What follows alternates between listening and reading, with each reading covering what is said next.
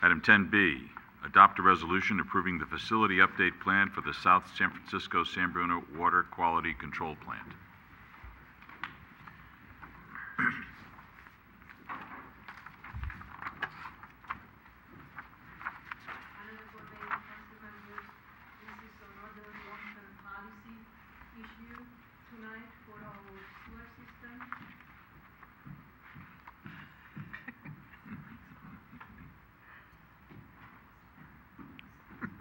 For our sewer system. As you are very well aware, the city owns and operates with City of South San Francisco our sewer treatment plant. The plant is owned jointly by City of San Bruno and South San Francisco, and the plant is operated by the City of South San Francisco. In order for us to assure the reliability of our treatment plant, and also to meet the expectation of the set expectation by the regional board, jointly with South City, a consultant was hired, Corolla Engineering, to develop a long-term facility plan. That's a plan that will be presented to you for your consideration tonight. This facility plan was presented previously to a joint utility subcommittee meeting between City of San Bruno and South City, to our utility subcommittee, and also was a joint study session with the same presentation between the two legislative bodies, San Bruno and City of South San Francisco. What is the intent tonight? To present to you the facility plan and to seek your approval for the plan. You have before you a slightly modified resolution. The difference between the change in the resolution just clarifying the intent that what you will approve, the request tonight for you to approve the facility plan, and that staff will come back as a follow-up action with a detailed cost allocation for a specific project, and before inclusion of those costs in our CIP, and to allocate cost for those projects. I have here Terry White, the Public Works Director for South City, and Mike Britton from Corolla, and Lydia Holmes, who will take you through the facility plan itself. Thank you. Good evening. All right, so the facility plan that we were hired to perform for the two cities covered three major areas: critical reliability improvements and rehab of aging facilities at the plant. Then we also needed to address the State Water Board's discharge permit compliance mandates to control wet weather flow discharges. And then we also were asked to consider green energy opportunities. So I'm going to step you through our major findings for each one of these key areas. So starting with critical reliability and replacement projects, what we found is that we needed to do some work on the digesters and their support facilities. These are facilities that handle the solids, and they are between 40 and 60 years old, these three digesters. There's an emergency generator. This is when there's a power outage, they need to have emergency power, and it's not been always reliable when that power goes out. There's some electrical system safety improvements that are required, seismic improvements to a blower building, and headworks and stormwater improvements. So these are all the major findings that we found on needing to do some reliability and replacement projects. So moving on to the permit. The treatment plant currently discharges the treated effluent at 2 locations depending on rainfall. So down here in the left corner you see the plant. You can see the tanks here. So during dry weather, the discharge is of secondary effluent to San Francisco Bay. During wet weather, the plant is allowed to discharge a combination of primary and secondary effluent to the bay, and this primary and secondary is in reference to level of treatment. So during wet weather, it is a lower level of treatment that is being discharged because there's so much wet weather that comes into the plant gets overwhelmed and doesn't have the capacity to discharge all secondary treated. During extreme wet weather discharge events, they need to discharge to Colma Creek, which you can see right here adjacent to the plant. This happens when the outfall that you can see goes up and over to the bay. When that capacity is exceeded, then they have if more water is coming into the plant than that outfall capacity, then that's when it triggers a discharge to the creek. So the State Water Board discharge permit has some mandates in it. In 2008, the plant received a new permit which required controlling wet weather flow discharges in 2 different parts. They wanted to have minimizing blending of the primary and secondary treated wastewater, which is what I referred to, the 2 different levels of treatment. And this is a national policy that's being pushed actually to minimize blending. And then the second thing was they wanted to eliminate those near-shore discharges to Colma Creek. So for this project, we were tasked with looking at what are the projects that would be needed to minimize the blending and eliminate the Colma Creek discharge. So this shows a close-up of the treatment plant. And so the first project to minimize blending would be to improve and increase the secondary treatment capacity. And we're showing here that we would be doing modifications to their aeration basins, which are the primary way you do secondary treatment, and adding a new secondary clarifier to increase that secondary treatment capacity. The next project would be to see if we can obtain a permit for that near-shore discharge. The reason they are saying you have to eliminate the discharge is because it's not currently permitted. So we would have to go through the steps of working with the regulators to get an authorized permit, which would require some water quality studies and dilution studies in the creek. Then the third project would be to build a new wet weather storage facility to be able to hold the water if we aren't allowed to discharge to Colma Creek. As I mentioned, when the water coming into the plant is more than that outfall capacity, you'd have to store it. This project would be as a last resort if we cannot succeed in getting a new discharge permit for the occasional discharges to Colma Creek. Okay, so moving on to the third area of our plan on green energy. The plant already produces about 1/3 of its own power demand with biogas that's produced on site from the solids, and it's taken through engines. So this graph shows that right now the engines produce 400 kilowatts of the 1,100 that are required to run the plant. We considered different options for green energy. And what we recommended for the 5-year CIP was a solar project of 150 kilowatts by putting solar panels basically on the existing buildings, and that's what's shown here. Okay, so the summary of all the projects that we've come up with, we're showing here broken into the 3 categories of critical rehabilitation, discharge permit, and green energy. And we've broken it into what we recommended for the 5-year CIP versus a longer term.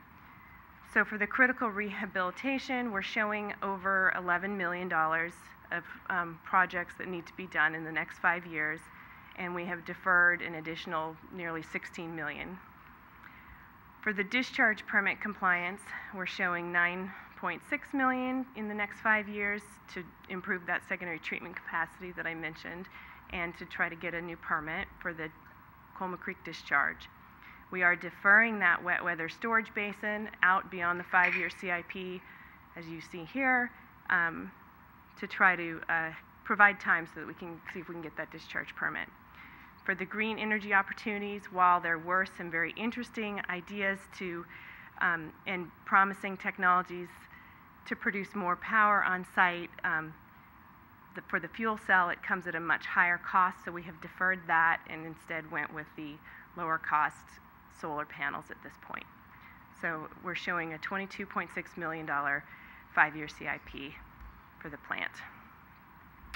The next steps are to have City Council approval. South San Francisco has already approved the facility plan. Then the projects need to be incorporated into the city's CIPs. We need to meet with the regional board to talk about the permit issues and the plan, and then staff would need to move forward with implementing these projects. And with that, I'm ready to take any questions Good. you may have. Any questions?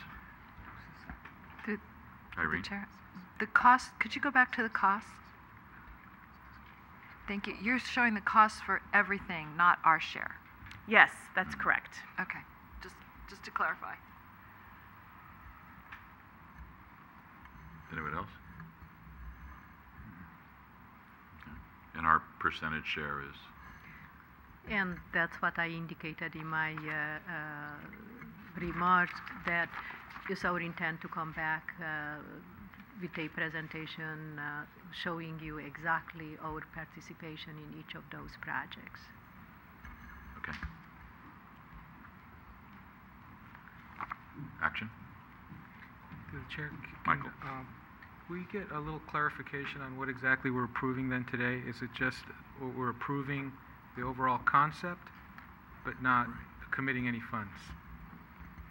What you are approving tonight is the facility plan itself, with how to approve the cost sharing percentages or agreement for any of these projects. So we're approving solar, for instance. You gave us some options, and we're For the solar, can be reach the agreement if, depending on your desire and comfort level, how much participation you want to have for that project, and how soon, if will be no clear agreement between your direction and City of South San Francisco intend to implement some of those green energy projects sooner than how soon is your desire to implement, then they can fund entirely themselves without any cost sharing by us, or whatever percentage you will feel comfortable agreeing to participate in that project. That certainly would not be the case for critical rehabilitation project, which pretty much are absolutely needed in investment, and that would be a requirement for us to share the cost. But the green energy investment is a opportunity investment, and is a policy choice to be made. okay. Ken? So I did key in on that one paragraph near the end of the staff report, and I'm sure that this plan was developed knowing what our rate structure was and what kind of funding you can get, for capital projects. So it says in 2009 we adopted our latest rate model, and the key part of this states that it is not expected to significantly impact the rate model. So what can you tell me about that? You are absolutely correct. At the time when our rate model and our 10-year financial projection was developed for our sewer sanitary fund, both cities were aware of the need of this improvement, not knowing exactly what kind of improvement needs to be done. Reason why at that time both of us agreed to start to develop this facility plan to define exactly what improvements will need to happen in the same time was a so-called placeholder placed in our rate model, and the placeholder is very close to the final possible cost share what the city of San Bruno will have to pay for this investment. So again, just to summarize, this proposal of the 5-year CIP, and then what's the bigger chunk beyond, based on our rate structure for the next 5 years. Would support you, but I will remind you that the financial projection was for 10 years, and you approved a rate structure for 3 years, and that will be up next year for further decision. But yes, in our 10-year rate model, this cost was anticipated and was included in our rate model. Get there. Thank you. One more question. I've heard this presentation, I think, 4 or 5 times now, so slowly it's seeping in. But, one thing I was thinking about, Clara, I think you explained to me that the reason we have these overflows or this overcapacity is because our sewer systems are essentially broken, and so when it rains, water gets into the ground, and that gets into the sewer system and ends up at the facility.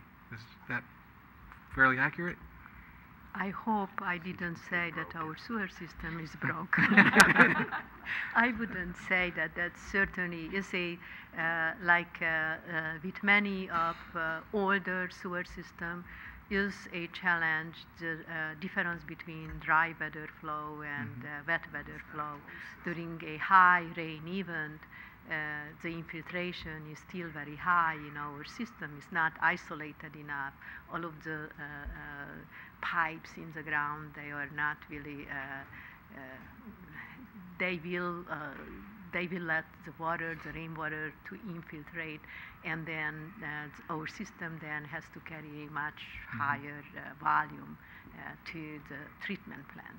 And that's, you see from for those improvement recommended for permit compliance, those are really focused on wet weather compliance, that during the peak rain event, how then that increased demand can be managed without to discharge any pollutant to the bay from the plant as much as possible. And so what I was really thinking is, you know, here we have a system that where perhaps if we invested the money instead in repairing everything that's in the ground now, we wouldn't have nearly the demand at the treatment plant because the water wouldn't be getting in there. And probably this investment is very modest compared to what it would take to do that. But I'm wondering, you know, if we were to divert some of these funds toward that project, which I think ultimately we do want to do anyway, you know, are we talking about something that would just be so, the horizon would be so far out that we would absolutely want to do this and not even consider that as a second alternative? Councilmember, you were not here, and you didn't have the benefit being part of the discussion for the 10-year financial model for the sewer system. Was a certain level of service agreed on as part of the policy assumption developing that model, and one of the policy assumption on which our 10-year plan was based was replacing in a timely manner our system, our sewer mains. But of course, the system is is older than 60-year-old. Then will take us at least many years to be able to do that. And the short answer to your question, you have to do both to a certain degree to be able to really manage the environmental protection in meantime until you will be able to improve our system to a level when that will make a big difference, and the wet weather flow will be lowered substantially enough that you will not need any major capacity improvement down at the plant. The same policy was, and I don't want to speak in South San Francisco's name, but they made pretty much the same policy decision a few years back, and they started to invest in their sewer main replacement to minimize their I&I. And that is our intent, and that is in our plan also, to minimize I&I, to replace our system in a reasonable pace that you cannot just replace in 2 years or 3 years out of our system. Is not practically possible, financially and even from a practical reason. Okay. It seems like lately a lot of people have taken an interest in our sewer system, so I was making sure that the priorities hadn't changed any. Thank you. Well, if I could add to that, and that is another reason that it's absolutely imperative that, in addition to this reason, that we take the necessary actions to improve our collection system to our best ability. But I did, while Clara was talking, I did confirm with the consultant that, in fact, the analysis does take into consideration the scheduled improvements in the system. So you're not duplicating in the near term. You are doing what needs to be done at the plant, and you're doing what needs to be done in the collection system. And hopefully over, as the director indicated, over what will probably be a fairly long period of time, but incrementally move to a point where you're capturing hopefully as much as, or avoiding as much as possible I&I, and then allowing the sustained efficient operations of the plant once improved. Thank you. Yeah, it's kind of a two-pronged approach, and I've been on this council a long time. We actually bit the bullet along with South San Francisco to do it that way. We made some major improvements to the plant not too many years ago. Here come additional improvements, but in the meantime, alongside of that, we're trying to improve our infrastructure, because the worst thing is to treat rainwater, and that's what we're trying to do here, is increase capacity so that we can bypass some of those problems we've been having. It's going to take a lot longer to do the stuff under the street, and take a lot more money to do it than it will be to, in fact, improve capacity and improve the electricity usage at the plant. So I think we're on the right track. We bit the bullet a long time ago, and it actually increased rates with a lot of criticism, but it's a real good thing we did. So anything else? Just quickly, are we clear of the cease and desist order? Or are we just involved in improvements that are satisfying that? This was to develop the facility plan was the requirement of the 2008 permit issued by the regional board. But the plant is not under a cease and desist right now. This was a requirement, expectation included in the 2008 permit for the plant. Okay. Any action? I'll introduce the resolution for adoption. Vice Mayor Salazar. Aye. Councilmember Medina. Aye. Councilmember Ibarra. Aye. Councilmember O'Connell. Aye. Mayor Ruane. Aye.